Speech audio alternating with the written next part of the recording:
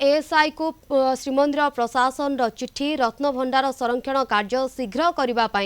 ASI को चिठी लिखिं श्रीमंदिर प्रशासक डॉक्टर अरविंद कुमार पाढ़ी। रथयात्रा समय जून 28 रु जुलाई 6 मध्य बाकी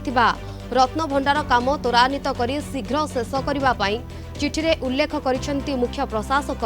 रत्नभंडार गुरुत्व दृष्टि अग्राधिकार भित्तिरे काम शेष करने को कहुଯାଇଛି। श्रीमंदिर दीर्घमियादी संरक्षण तथा स्थापत्य सुरक्षा उपरे मध्य गुरुत्व दि जाइछि। सेहिपरि रथयात्रा समय करा जाउथिबा गर्भगृह तथा अन्य गुरुत्वपूर्ण संरक्षण कार्यर तदारख एएसआई उप महानिर्देशक किंबा निर्देशक पदवीर अधिकारी द्वारा करा जिबाकु मुख्य प्रशासक जणाइछन्ति। एपटे रथयात्रा को किभଳି श्रृंखलित भाव में शेष करा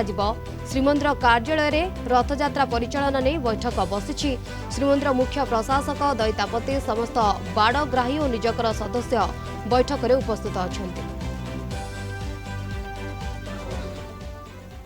नवजौवन नेत्रोत्सव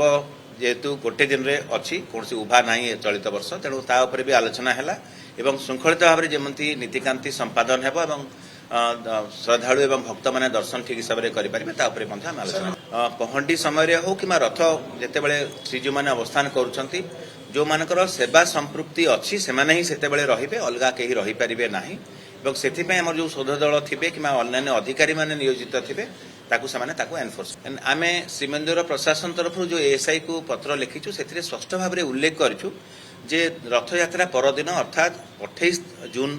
रु बहुत कम समय मिलूँ नीलाद्री विजयर 2 दिन पूर्व 6 जुलाई पर्यंत तेणु यही जो किसी दिन मिल 7-8 दिन 10 दिन मिल पूर्ण भाव से उपयोग करेंगे आगतुरा भाव में जहाँ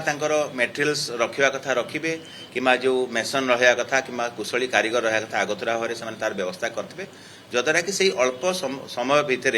से जहाँ भी संरक्षण कार्य बाकी रही जाइए रत्नभंडार विशेषकर बाहर रत्नभंडार भितर रत्नभंडार संरक्षण कार्य प्रायतः सरी केवल चटाण पड़ा बाकी अच्छी एवं बाहर रत्नभंडार जो किछिटा पत्थर बदल हम कि जहाँ किसी मरामती और संरक्षण कार्य हम ताकू ठीक हिसाब से नापी आम अनुरोध करूँ।